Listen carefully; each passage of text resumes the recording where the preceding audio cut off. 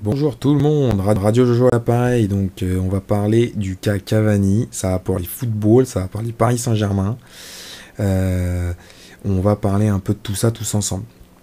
Donc, pourquoi le cas Cavani? Parce qu'il fait l'actu en ce moment, là on est le 27 décembre en soirée, là, donc il est dragué par l'Atlético Madrid, et, euh, et puis on parle de lui parce qu'il y a, depuis ces derniers mois, là, depuis sa blessure et de son retour, ouais, tout le monde est là, ouais, on comprend pas, il est plus dans le 11, Tuchel, nanana, et qu'est-ce qu'il fout, qu'est-ce qui se passe, nanana.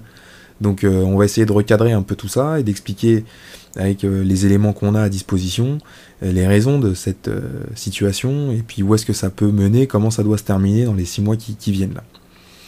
Donc première chose, c'est que Cavani, on va rappeler qu'il débarque à Paris avec une grosse étiquette, 63 millions d'euros de transfert. C'est le transfert le plus cher de L1 quand il arrive. C'est le 6e transfert le plus cher de l'histoire quand il arrive. Il sort de 3 saisons extrêmement prolifiques à Naples. C'est un mec qui a remis Naples au top. Quand on l'achète, il est meilleur buteur de Serie A. 29 buts. Donc du lourd, c'est 104 buts en 138 matchs, si ma mémoire est bonne, donc c'est du lourd. C'est un mec qui arrive avec une grosse étiquette, un gros statut.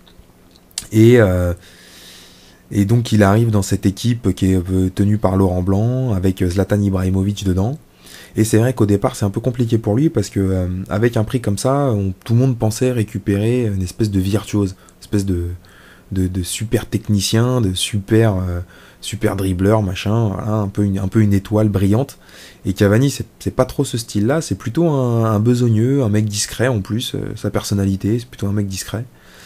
Et donc dans ce 4-3-3, avec ce milieu indéboulonnable que Laurent Blanc nous a construit, et avec cette pointe que Zlatan prend et garde tout le temps, Cavani, voilà, c'est un peu compliqué, donc faut le mettre sur un côté. Donc bon, tu le mets à droite au début, ça va moyen, puis tu le mets à gauche, tout. Mais bon, voilà, au départ, c'est un peu difficile pour lui, surtout qu'il est capable on va dire, de rater technique assez flagrant. Il fait des trucs chelous devant le but. Ça, je pense que tous ceux qui ont regardé ses matchs, ils l'ont déjà vu. Donc il est moyennement accueilli, il met du temps à s'imposer, mais malgré tout il fait ses saisons sans tirer les pénaux, sans tirer les coups francs, ni rien, tu vois, c'est un mec qui te met 25 buts par saison, et puis après 30 buts, même il y a une année il est devant Zlatan, ça je crois que c'est la deuxième, et puis donc voilà, il prend sa place, l'équipe va quand même en quart de finale, il est bon, il est présent, alors il joue sur un côté. Bon, Laurent Blanc, au bout de 3 ans, Laurent Blanc dégage, Zlatan dégage, Cavani passe en pointe, t'as Unai Emery qui arrive. Donc tu continues en 4-3-3 au départ, dans une équipe où il y a plus de stars. Voilà, c'est une équipe un peu, on va dire, en termes marketing faible, faible exposition pour cette équipe du PSG. Et puis là-dedans, c'est Cavani qui tient le rang, quoi. En gros, l'équipe se transforme en une espèce de 4-5-1, parce que c'est le seul vrai buteur, le seul vrai attaquant de l'équipe. Et voilà, l'équipe joue pour lui, et si la première moitié de saison est pas hyper terrible avec l'arrivée d'Emery, et puis en championnat t'as un Monaco qui est resplendissant, donc qui finira champion, et toi tu finis deuxième, l'équipe monte en puissance pendant l'année, Cavani aussi, donc il termine à 49 buts en 50 matchs, donc très très très grosse saison, très grosse perf, c'est lui qui a porté l'équipe pendant toute la saison. Dans la remontada contre le Barcelone, lui, il est présent, sur les 5 buts qu'on met, il en met 2, et il te met notamment le but au retour, qui est censé te qualifier s'il y a pas, si l'arbitre c'est pas Gérard Majax, t'es censé te qualifier, quoi, s'il y a pas des petits tours de magie là, mais bon. Donc là-dedans, et puis à la fin on se rappelle aussi de la finale contre Monaco en Coupe de la Ligue, où on gagne 4-1, où il met un doublé à la fin, où il marque avec beaucoup d'autorité, un but sur corner, très présent, très puissant, donc Cavani, voilà, après 3 saisons, passé un peu dans l'ombre de Zlatan, en étant bon, mais un peu second couteau, cette saison-là, il explose vraiment à son poste en plus, voilà, 100% à son poste, il éclate tous les scores, magnifique, voilà, donc là, à ce moment-là, il prend un peu une place supplémentaire, je dirais, dans l'équipe, puis aux yeux des supporters également, il s'affirme comme une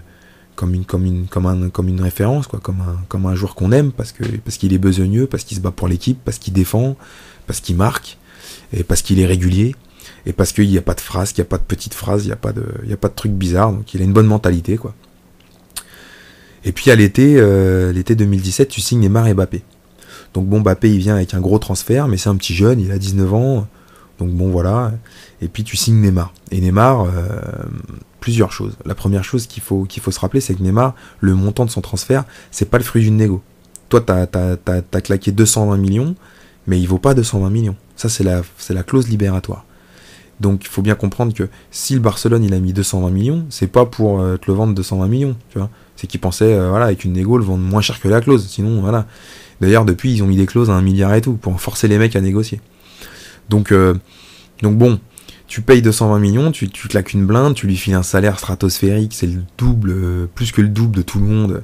Donc tu lui déroules un tapis rouge de 800 km de long à Neymar, tu les ramènes dans le groupe tout, et quand Neymar il arrive, donc lui avec son étiquette de nouvelle superstar, figure marketing, nouveau leader technique, nouveau buteur, nouveau tout ce que tu veux, bah quand il arrive dans le vestiaire, ce qu'il se rend compte en fait, c'est que le boss c'est Cavani, quoi. Et Cavani, c'est un mec, voilà, comme je disais, il est sorti d'une saison de malade, gros poids dans l'équipe, grosse activité sur le terrain. Donc si tu veux, Neymar, ok, il comprend pas trop. Enfin, je sais pas s'il comprend pas trop, mais en tout cas, il perçoit Cavani comme un concurrent, on va dire, par rapport à sa position à lui, quoi. Surtout qu'en plus Cavani, comme je disais, il est aimé des supporters. Donc voilà, c'est compliqué.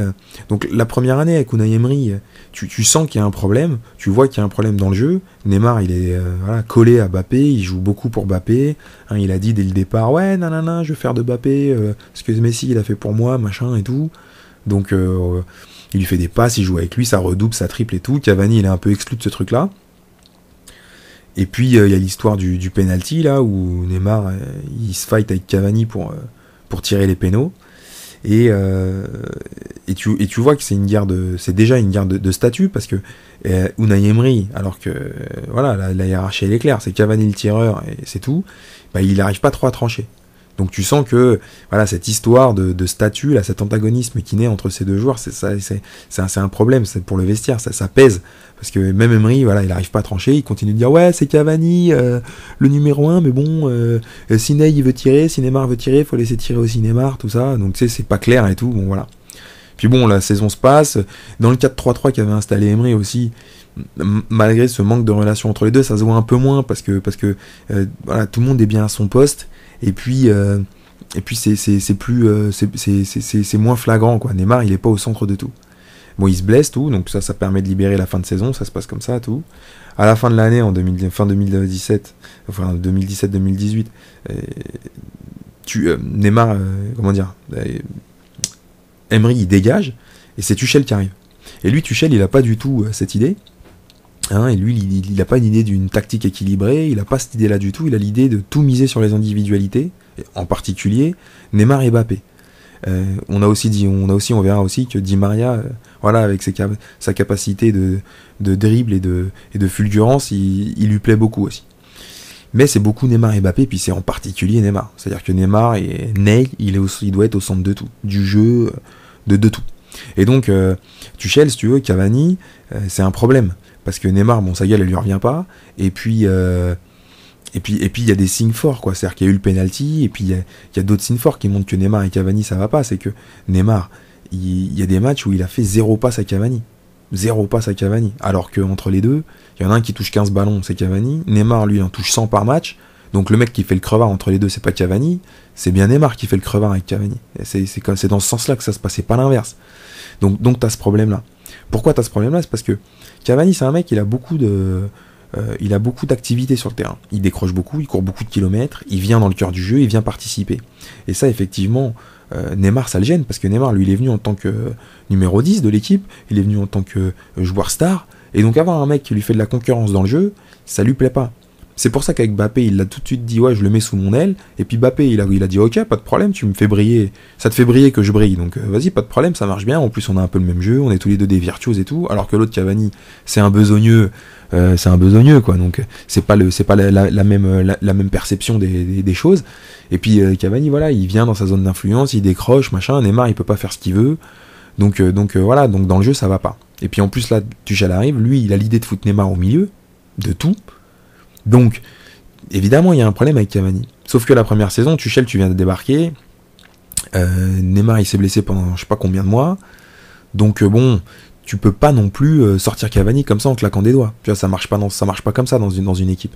Donc t'es bien obligé de le garder, donc tu joues aussi avec ton 4-3-3, tu fais même un 4-5-1, donc le mec là, Neymar, pour être très clair, il fait un 4-5-1, il le fout à 5 mètres de Cavani, et l'autre il lui fait pas une passe pendant tout le match. Donc là, bon, je pense que le message était clairement envoyé à Tuchel que tu me forceras pas à jouer avec Cavani. Et donc Tuchel, bon, il est un peu aussi bloqué parce que comment sortir Cavani alors qu'il est bon et que oui, parce que malgré tout Cavani il continue de faire ses matchs, il continue de planter v'là ses buts et il se crée ses occasions limites tout seul, il se bat pour gagner des ballons et marquer des buts. Voilà, donc comment tu fais? C'est très compliqué.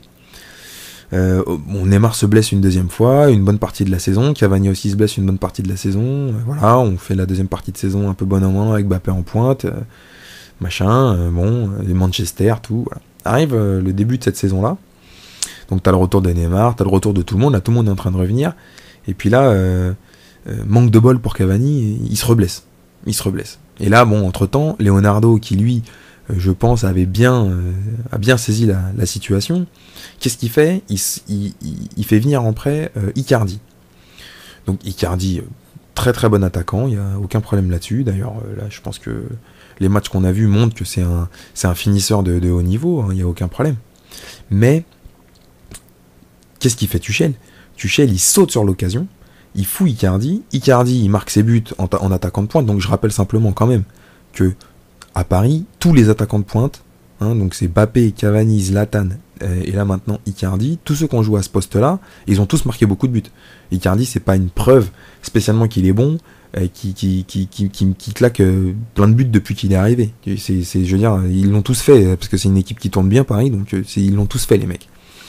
Mais bon, Icardi il joue bien, et donc pour Tuchel c'est super, c'est une porte de sortie magnifique, parce que qu'est-ce que ça permet de dire? Ça permet de dire à Cavani, Cavani, Icardi il est bon, donc Icardi il prend ta place, voilà. Et puis c'est lui qui joue maintenant, et toi t'es sur le banc, et puis c'est tout.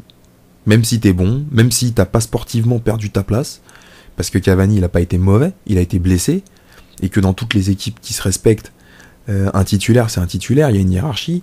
Quand le titulaire il est mauvais, il sort. Quand le titulaire il est blessé, il est remplacé. Si le remplaçant il est bon, merci beaucoup. Si le remplaçant il est pas bon, ça te rappelle que le titulaire il est mieux. Et puis c'est tout. Mais quand le titulaire revient, il reprend sa place. Et ça c'est valable dans toutes les vraies équipes, dans toutes les équipes structurées. Mais là, t'as pas de structure, puisque Tuchel, lui, il a pas vraiment de schéma tactique. Ce qu'il voit, c'est les individualités. Et ce qu'il voit, c'est que Neymar, il se sent mieux s'il n'y a pas Cavani qui est là pour lui prendre la tête. Et ce qu'il voit, c'est que Icardi, qui est un joueur qui a une activité physique bien réduite par rapport à Cavani, et il court, la dernière fois, il a couru genre 7 km, quoi. C'est carrément presque honteux pour un.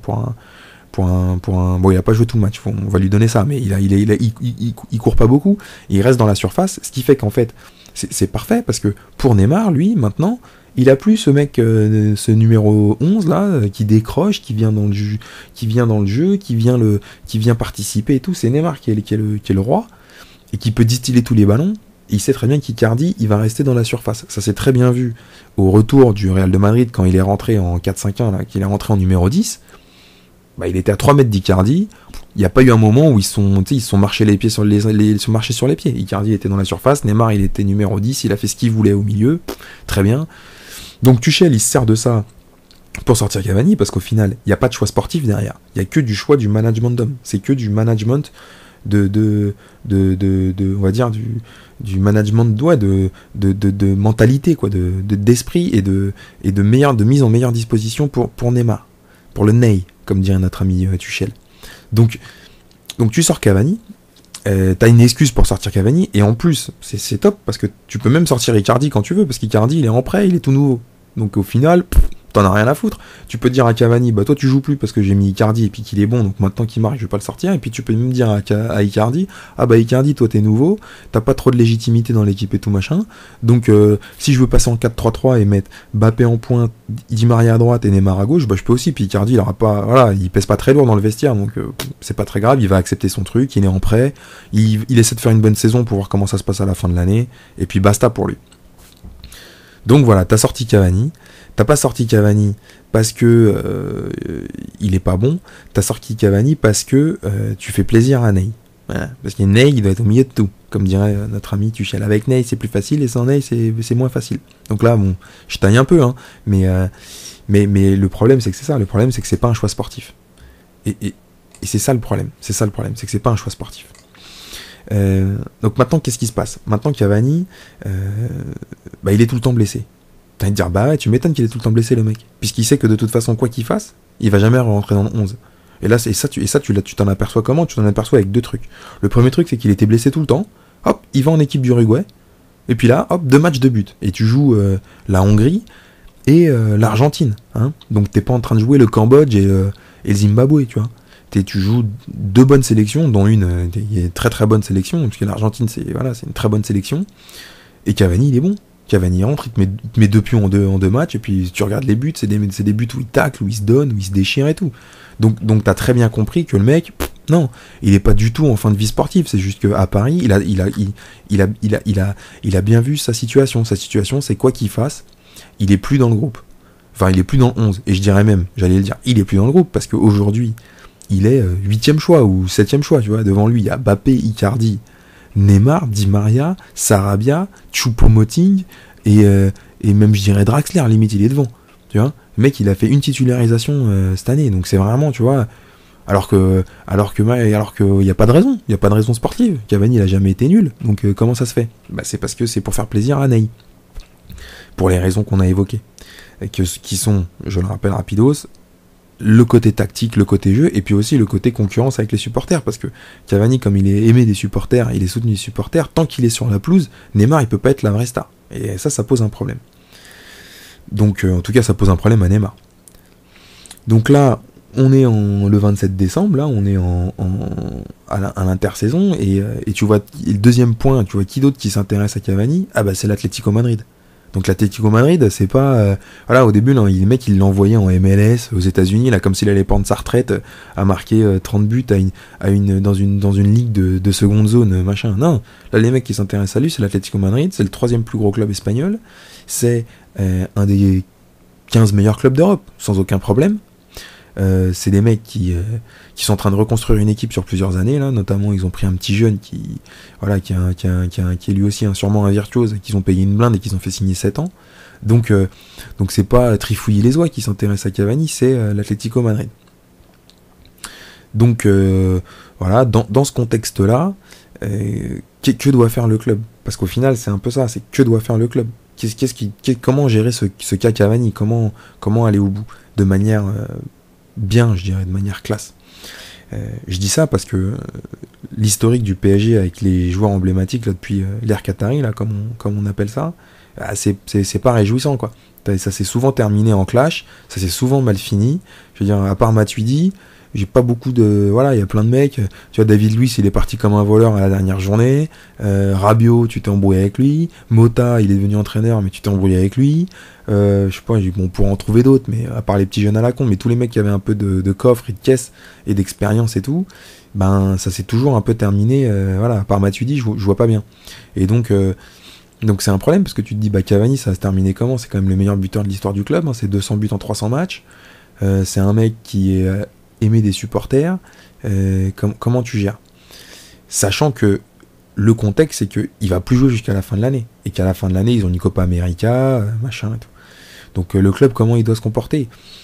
Pour moi, aujourd'hui, voilà, Leonardo, s'il était droit dans ses bottes, et que vraiment Cavani, il a envie de partir, parce que Cavani, s'est pas encore exprimé, donc on sait pas exactement ce qu'il veut. Ça se trouve, il veut prendre son oseille, prendre sa fin de saison tranquille, aller jouer avec l'équipe du Uruguay, faire quelques matchs, tourner un peu avec Paris, arriver frais pour la Copa. C'est possible aussi, hein. On sait pas ce qu'il a dans la tête. On sait pas ce qu'il s'était dit déjà depuis le temps que cette situation est en train de grandir, cet antagonisme avec Neymar, il est en train de grandir et qu'il pousse vers la sortie. On sait pas exactement qu'est-ce qu'il a dans la tête. Par contre, on voit bien où est-ce que ça va le mener s'il reste à Paris. Et là, il a un club qui le propose. Donc, pour moi, le PSG, s'ils étaient cohérents, ils diraient à Cavani, écoute, c'est simple, on résilie ton contrat, tu fais pas tes 6 derniers mois avec nous, tu gagnes pas ton oseille et tout, tu signes avec les autres, où ils vont bien te payer aussi, tu auras un salaire un peu en dessous, mais ils vont bien te payer. L'Atlético Madrid, ils peuvent te mettre en Ligue des Champions en plus, parce que maintenant on a le droit de rajouter un joueur, et puis tu peux faire ta fin de saison avec eux, et on t'offre un départ dans les meilleures conditions, c'est-à-dire un départ immédiat, sans indemnité de transfert, parce que le mec il vaut 10 millions ou 5 millions, ou je sais pas combien, donc c'est du ridicule, et on te respecte en tant que joueur, on te propose de sortir.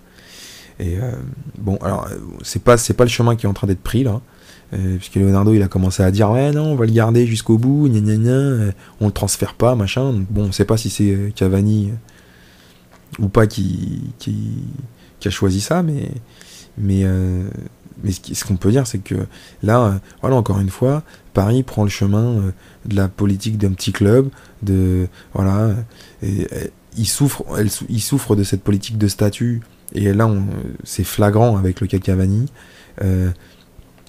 Il souffre de cette politique de discontinuité des entraîneurs, où ça change tout le temps, les idées changent tout le temps, et là, bah voilà, Tuchel en voyant Ney, et ben évidemment que quand il sort Cavani, bah, c'est prévu, il a bien compris que ça aiderait Neymar, ça se trouve ils s'en sont parlé, on n'en sait rien non plus, mais il le fait pas sans être sûr que ça va pas plaire à Neymar, ça c'est une certitude, et tu te retrouves dans une situation à la con, où tu vas encore passer pour un club de goujats en fait, parce que si là tu gardes Cavani jusqu'à la fin de la saison, et qu'il enchaîne 3 matchs de pourri avec Paris, ou encore pire, qu'il y ait une cascade de blessures, et que tu le remets sur le terrain, mais ça veut dire quoi? Ça veut dire que le mec c'est un méga bouche-trou.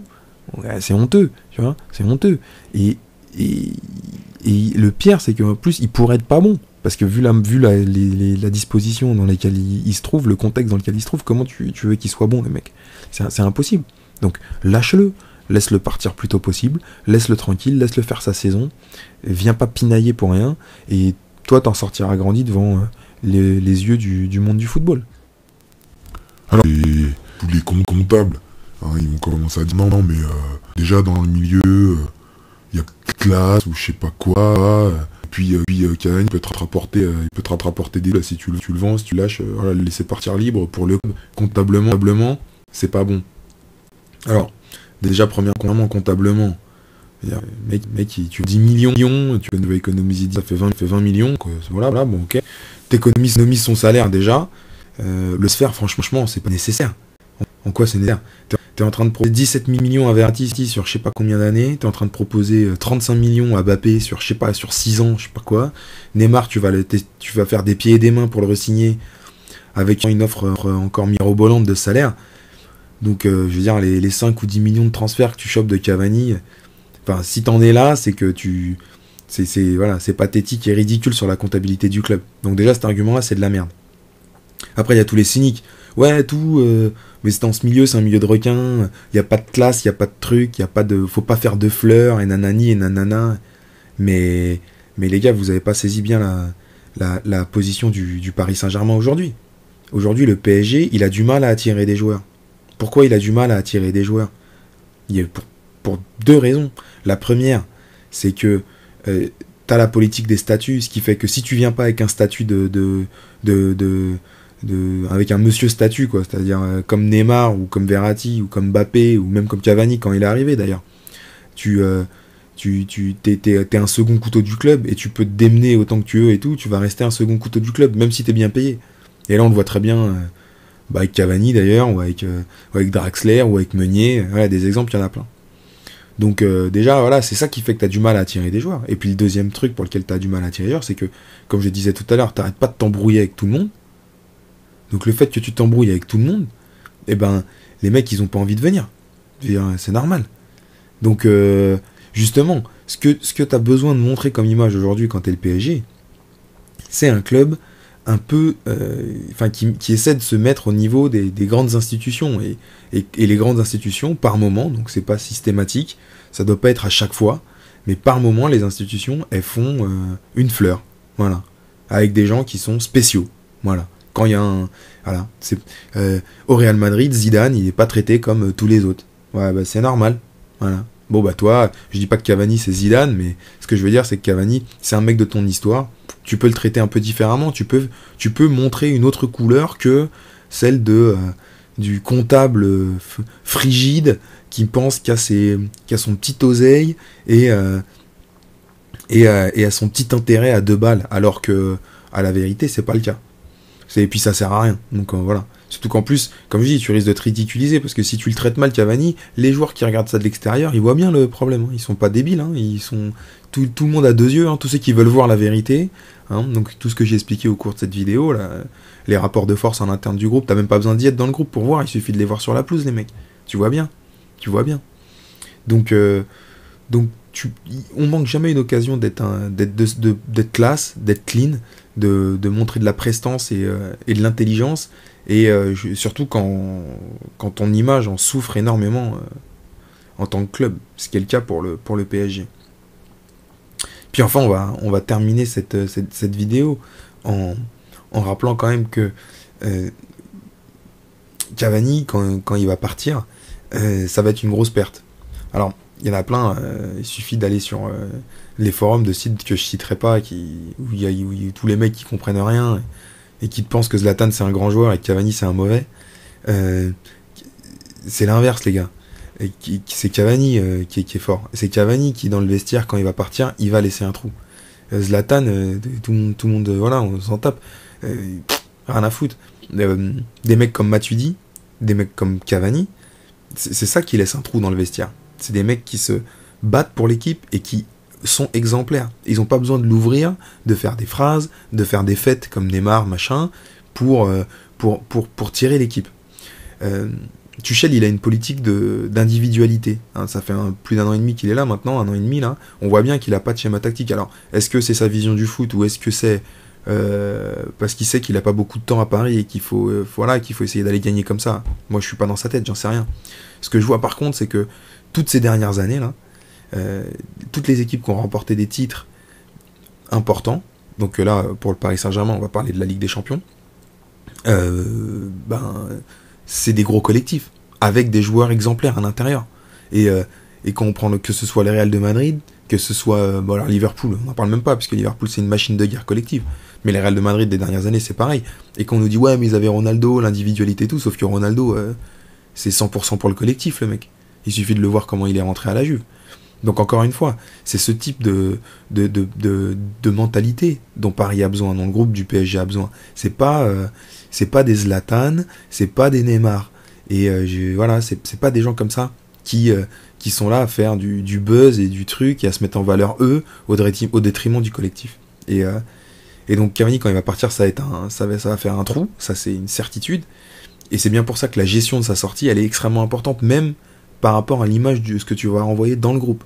C'est-à-dire que Tuchel, par exemple, je sais pas s'il a encore la main sur le groupe, avec toutes les billes qu'il a filées à Neymar, mais traiter Cavani comme une merde, c'est un mauvais message que t'envoies à toute l'équipe, à tous les mecs qui sont pas Neymar. Et ça, c'est très important, parce que on arrive là, on a eu un nouveau, là, Icardi, qui est un bon joueur et tout, qui est un bon attaquant. Lui, l'image qu'il a de l'équipe, c'est quoi maintenant? Bonne question. Il faut se poser cette question. Qu'est-ce qu'il en pense, Icardi? Est-ce qu'il va rester à Paris? Est-ce qu'il va vouloir rester à Paris, lui? Alors, la soupe est bonne, on va lui donner un bon contrat, mais s'il voit qu'un mec comme Cavani, qui est quand même loin d'être un mauvais, je pense que voilà, c'est une évidence, il est traité, avec l'historique qu'il a, il est traité comme un moins que rien. Ben, toi qui es nouveau, si demain il y a un autre club qui vient, qui frappe à la porte, qui te dit ouais, tu fais quoi? Tu te poses la question, hein. T'as pas forcément envie de rester, hein. Et donc c'est très important pour l'équilibre. Et Leonardo, par exemple, son retour sur le cas Neymar, on fera sûrement une vidéo sur lui, un de ces quatre, mais son retour sur le cas Neymar, déjà, bon, il y a beaucoup de choses à dire, mais là, la façon de gérer Cavani, ça va être encore un signal qu'il va envoyer sur l'image qu'il va donner, et sur le ton qu'il va donner dans la gestion du groupe. Et il faut qu'il fasse très attention. Il faut qu'il fasse très attention à ce qu'il fait. Voilà, merci beaucoup. Et on revient bientôt pour une autre vidéo sur le PSG ou autre chose. Ciao les enfants.